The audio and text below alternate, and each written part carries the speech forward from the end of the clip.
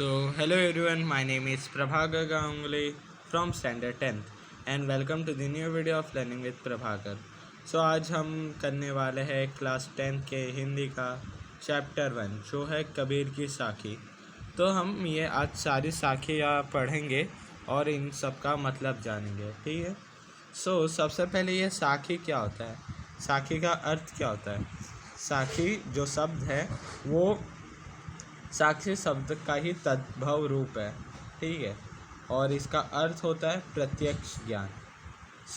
और ये जो कबीर इसको लिखा है कबीर जी ने, ठीक है, और कबीर जी अनुभव ज्ञान को ज़्यादा महत्व देते थे साहित्य ज्ञान से। वो अपने अनुभव के आधार पर ये सारे उन्होंने साखियाँ लिखी हैं। तो हम एक एक करके सारी साखियाँ पढ़ेंगे और उसका मतलब जानेंगे, ठीक है। ऐसी वाणी बोलिए मन का आपा खोए, अपना तन शीतल करे और उनको सुख होए। इस साखी के सहारे से मदद से कबीर जी कहना चाहते हैं कि वाणी ही प्राणी की पहचान है। मतलब जो व्यक्ति जिस तरह की वाणी बोलता है, जिस तरह की बातें करता है, उसे से ही उसके बारे में पता चल जाता है। इस बात को सिद्ध करने के लिए कबीर कहते हैं कि हमें प्रेम पूर्ण वाणी बोलनी चाहिए। इसी बात को प्रूफ करने के लिए कबीर जी कहते हैं हमें प्रेम पूर्ण वाणी बोलनी चाहिए, मधुर वाणी बोलनी चाहिए, जिसमें अहंकार और घमंड ना झलकता हो, जिसमें हमारा अहंकार, ईगो और घमंड ना झलकता हो। हमें ऐसी ही भाषा बोलनी चाहिए जो दूसरों को प्रिय लगती है। हमें इस तरह की भाषा बोलनी चाहिए जो दूसरों को भी अच्छी लगे, उनको सुनने में भी अच्छी लगे और उन्हें बुरा फील ना हो, और ख़ुद को भी सुकून शांति प्राप्त होती है। अगर हम दूसरों से अच्छे से बात करेंगे हमें भी सुकून और शांति प्राप्त होती है, ठीक है। ये था पहले साखी का मतलब। अभी दूसरे साखी की ओर बढ़ते हैं।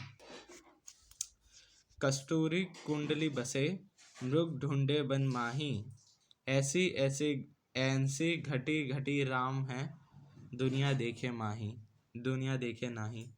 जो कस्तूरी होता है वो एक सुगंधित पदार्थ होता है जो हिरण के नाभि के अंदर पाया जाता है। कुंडली मतलब नाभि जो पीठ में होता है, ठीक है।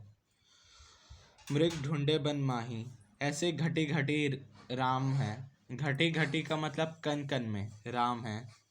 दुनिया देखी नाही, जो दुनिया नहीं देखती है, ठीक है। तो हम इसका भावार्थ देखेंगे और ये जो कुछ वर्ड्स है जिनका आपको मैंने वर्ड मीनिंग बता दिया, ठीक है।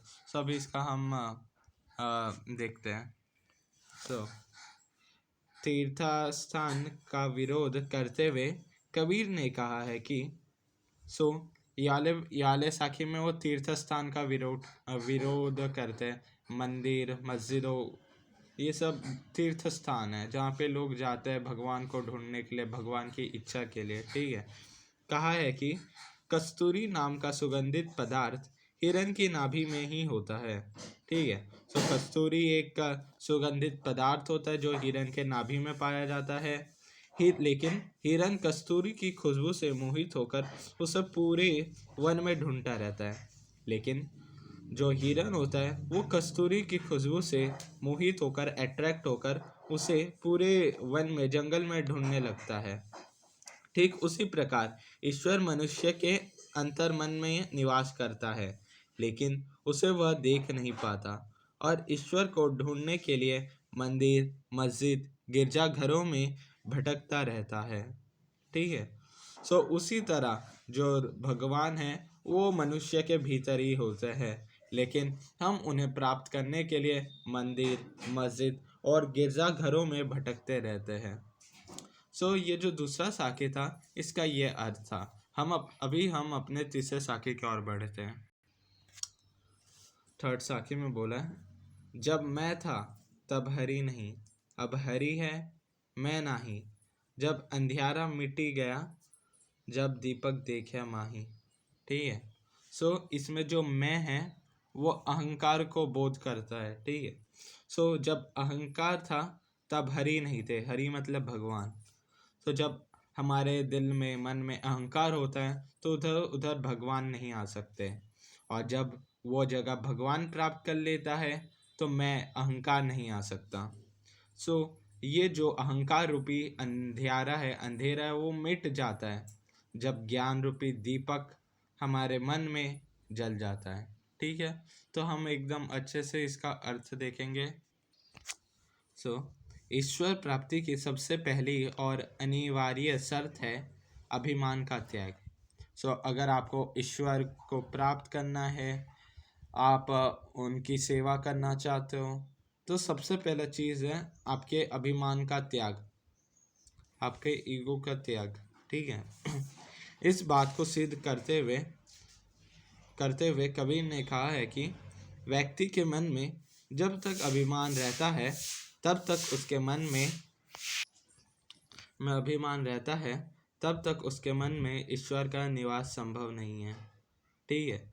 सो इसमें कहते हैं, इस बात को प्रूव करने के लिए जो हमारे कबीर जी है वो कहते हैं कि जब तक व्यक्ति के मन में अभिमान रहता है तब तक उसके मन में ईश्वर का निवास संभव नहीं है, तब तक उसके जो मन है उसमें ईश्वर नहीं आ सकते। दो में से एक ही रह सकते हैं, या तो आपका अभिमान या तो ईश्वर। अगर आपको ईश्वर चाहिए तो आपको अभिमान हटाना पड़ेगा। लेकिन जब ज्ञान की रोशनी से अज्ञान का अंधेरा मिट जाता है तब हृदय से घमंड नष्ट हो जाता है। सो इसमें क्या बोला है, जब ज्ञान रूपी रोशनी से अज्ञान का अंधेरा मिट जाता है, जब ज्ञान रूपी रोशनी जलती है तो उससे अज्ञान रूपी अंधेरा मिट जाता है और हृदय से शरीर से घमंड नष्ट हो जाता है और उस मन ईश्वर का निवास होता है और उस समय ईश्वर का निवास हो जाता है। तो अभी हम अपने चौथे साखी की ओर बढ़ेंगे। चौथे साखी में बोला है, सुखिया सब संसार है, सारी संसार सुख में खाए और सोवे। जो खाती है और सोते हैं, कब हम लोग खाते हैं और सोते हैं, जब हम लोग सुखी होते हैं, कोई चिंता मुक्त होते हैं। ठीक है। दुखिया दास कबीर है, लेकिन दुखी तो कबीर है जो जागे और रोवे, जो जागते रहते हैं और रोते रहते हैं। ठीक है। सो अभी हम इसका ब्रीफ एक्सप्लेनेशन अर्थ देखेंगे। दुनिया को भौतिक सुविधाओं में लिप्त होकर ईश्वर से दूर होते हुए देखकर कबीर चिंतित है। सो हम क्या करते हैं, जब हम बहुत सुखी होते हैं, चिंता मुक्त होते हैं, तो हम भगवान ईश्वर को याद नहीं करते। हम ईश्वर को कब याद करते हैं, जब हम दुखी होते हैं, हमें उसकी ज़रूरत पड़ती है, ज़रूरत पड़ने पर ही हम उन्हें याद करते हैं, वरना हम अपने जब हम सुखी रहते तब उन्हें कोई याद नहीं करता। सो इसी चीज़ को जानते हुए जो कबीर है वो चिंतित होते हैं और इसलिए जहाँ एक और पूरा विश्व सुविधाओं का उपभोग और जीवन का आनंद उठा रहा है, वहाँ कबीर उस संसार की संवेदनाहीनता एवं अधार्मिकता से व्यथित है और वह रोता रहता है और जागता रहता है। सो इसी चीज़ को जानते हुए जो हमारे कबीर जी हैं वो बहुत दुखी रहते हैं और रातों रात जागते रहते हैं, इसी बात के इस बात से चिंतित होकर। ठीक है। होप आपको ये समझ में आया होगा चौथा साखी। अभी हम अपने पांचवें साखी की ओर बढ़ेंगे। बिरह भुवंगम तन बसे, मंत्र न लागे कोई, राम वियोगी ना जीवे, जीवे तो बौरा होई। सो इसमें क्या बोला है, बिरह भुवंगम तन बसे, अगर एक जिंदा सांप हमारे तन में बस जाए तो मंत्र न लागे कोई, सो कोई मंत्र काम में नहीं आएगा। राम वियोगी ना जीवे, उसी तरह अगर हम राम से भगवान से अलग हो जाए, बिछड़ जाए, जीवे तो बोरा होए, अगर हम जीवित रहेंगे तो हम पागल हो जाएंगे। ठीक है। सो हम इसको अच्छे से इसका भावार्थ जानते हैं। कबीर जी कहते हैं कि जब मनुष्य के मन में अपनों से बिछड़ने का गम सांप बनकर लौटने लगता है तो उस पर ना कोई मंत्र असर करता है और ना ही कोई दवा असर करती है। सो कबीर जी कहते हैं कि जब मनुष्य के मन में राम से बिछड़ने का गम एक सांप रूपी स्वरूप में आ जाता है, ठीक है। सो तब कोई मंत्र असर नहीं करता उस चीज़ पे, ओके, और ना ही कोई दवा उस चीज़ पर असर करती है।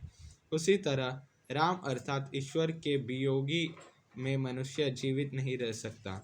उसी प्रकार अगर हम ईश्वर से वियोग मतलब दूर हो जाए, बिछड़ जाए, तो कोई मनुष्य जीवित नहीं रह सकता है।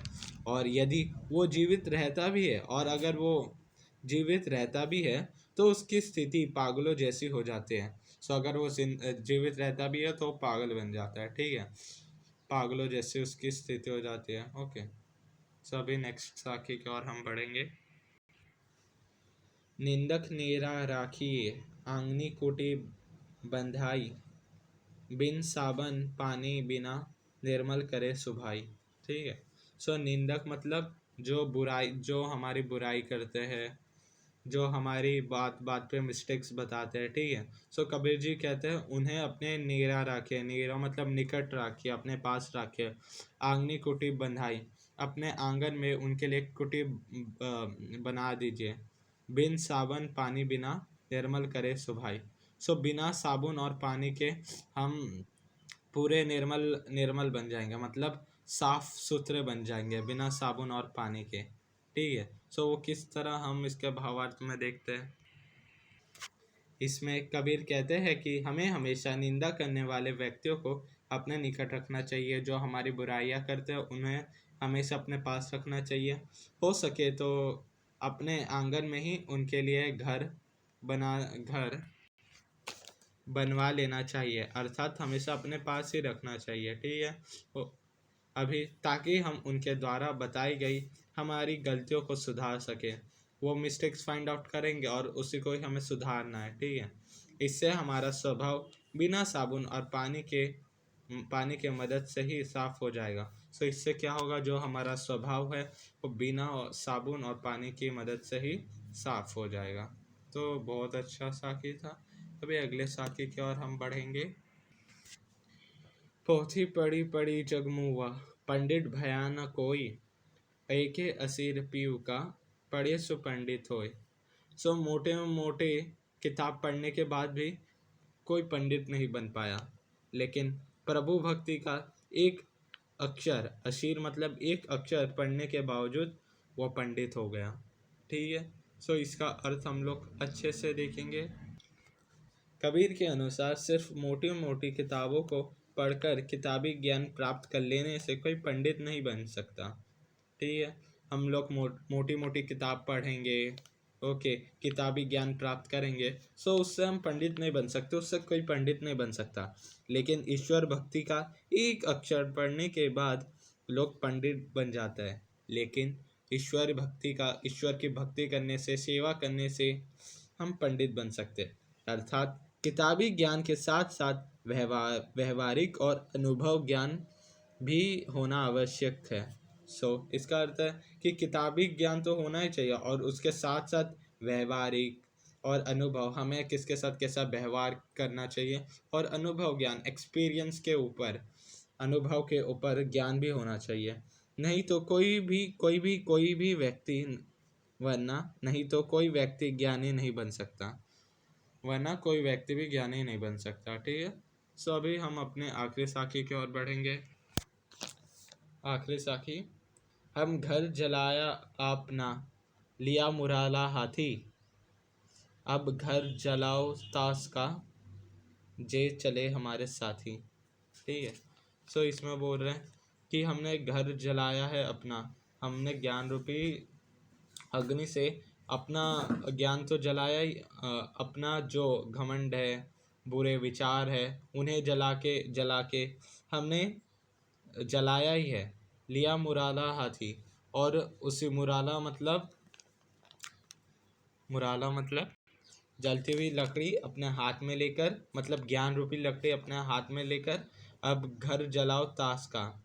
अभी उन सब के घर जलाने हैं, मतलब उन सब के बुराइयों को मिटाना है ज्ञान रूपी जोत से, जे चले हमारे साथी।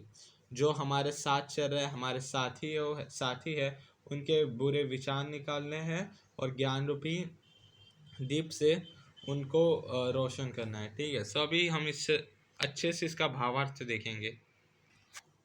सच्चा ज्ञान प्राप्त करने के लिए हमें अपनी मोह माया का त्याग करना होगा। ठीक है, अपने मोह माया का त्याग करना होगा सच्चा ज्ञान प्राप्त करने के लिए, तभी हम सच्चे ज्ञान की प्राप्त कर सकते हैं। ठीक है, कबीर के अनुसार उन्होंने खुद ही अपने मोह माया बुराइयों रूपी घर को ज्ञान रूपी मसाल से जलाया है। सो कबीर ने क्या किया, अपने जो मोह माया है, जो बुराइयां है, सो वो बुराइयां रूपी घर है, उसको मसाल से जला दिया है। ठीक है, ज्ञान रूपी मसाल से जलाया है। अगर कोई उनके साथ भक्ति की राह पर चलना चाहता है, मतलब अगर कोई उनको फॉलो करना चाहता है, उनके पीछे चलना चाहता है, तो कबीर अपनी इस मसाल से उसका घर भी रोशन करेंगे। मतलब ये जो उनके पास मसाल है ज्ञान रूपी, सो उससे वो अपने साथियों का भी घर रोशन करेंगे, अर्थात अपने उस ज्ञान से उसके बुराइयों का नष्ट करेंगे। अपने ज्ञान रूपी मसाल से उनके साथियों का जो बुराइयां है, मोह माया है, उन सभी का वो नष्ट करेंगे। ठीक है, सो होप आपको ये सारी साखियाँ समझ में आ गई होंगी कबीर जी की। ओके, अगर आपको समझ में आ गया हो तो आप वीडियो को लाइक और शेयर करेगा, चैनल को भी सब्सक्राइब करेगा। धन्यवाद।